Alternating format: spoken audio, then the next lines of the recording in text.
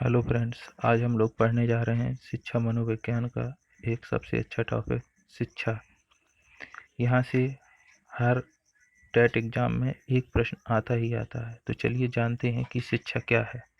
शिक्षा जिसका अंग्रेजी में एजुकेशन कहते हैं। यह लैटिन भाषा के शब्द एजुकेटम से बना है, अर्थात ई प्लस डी को, जिसमें ई का अर्थ है अंदर से तथा डीको का अर्थ है बाहर लाना। इस प्रकार शिक्षा का अर्थ हुआ अंदर से निहित ज्ञान को बाहर लाना।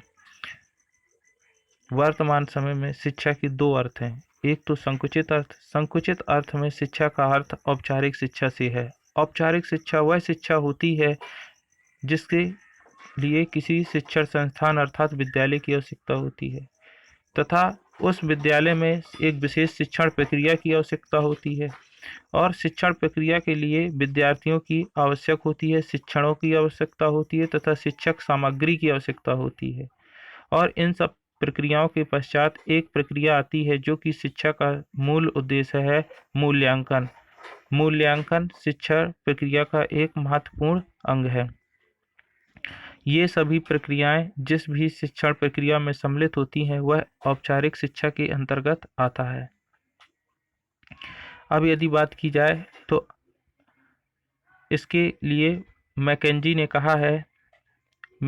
कहा है कि संकुचित अर्थ में शिक्षा से मेरा तात्पर्य शक्तियों का विकास और सुधार के लिए किए गए प्रयासों से है। शिक्षा के व्यापक अर्थ की यदि बात की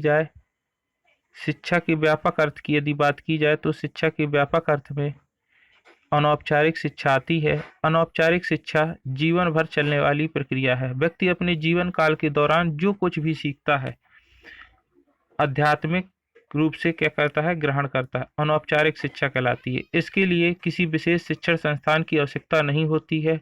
इसके अंतर्गत टीवी, रेडियो, दूरस्थ शिक्षण संस्थानों से प्राप्त की जाने वाली शिक्षा आती है। भिन्न भिन्न काल समय अनुसार विद्वानों ने शिक्षा की भिन्न भिन्न परिभाषाएं दी हैं,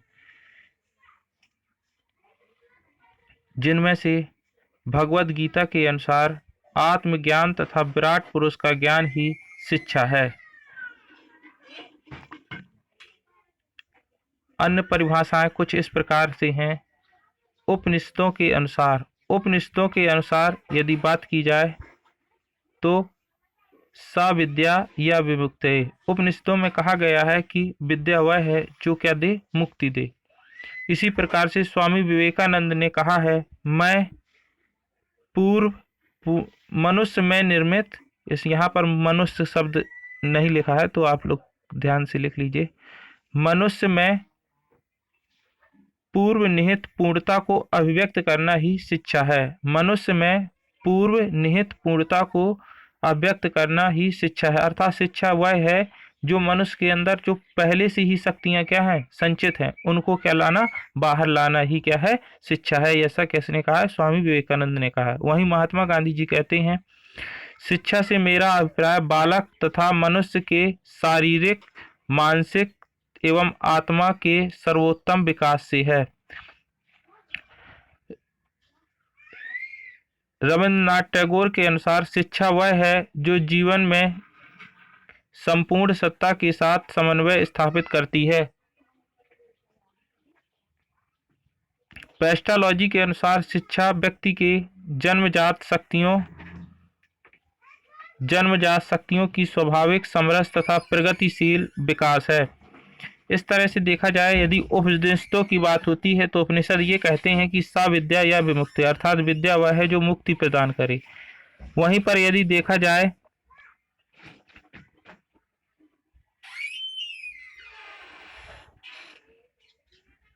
तो यदि बात की जाए स्वामी विवेकानंद की, तो स्वामी विवेकानंद ये कहते हैं कि जो मनुष्य के अंदर पहले से निहित पूर्णता है उसको अभिव्यक्त करना ही क्या है, शिक्षा है।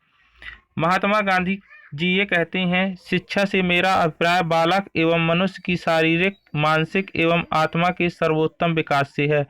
तो देखिए, यदि देखा जाए तो उपनिषदों के अनुसार देखा जाए तो उपनिषदों की परिभाषा तो आसानी से याद हो जाती है, लेकिन यदि बात की जाए स्वामी विवेकानंद के अनुसार तो स्वामी विवेकानंद कहते हैं कि मनुष्य के अंदर पूर्व निहित पूर्णता, ये शब्द याद रखना है, पूर्व निहित पूर्णता। यदि ये शब्द आता है तो किसने दी है इस परिभाषा? स्वामी विवेकानंद ने।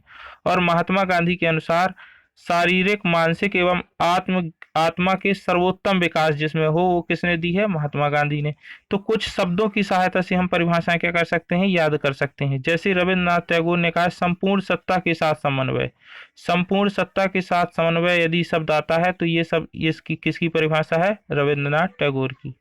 इसी प्रकार पेस्टालॉजी के अनुसार शिक्षा व्यक्ति की जन्मजात शक्तियों की स्वाभाविक, समरस तथा प्रगतिशील विकास है।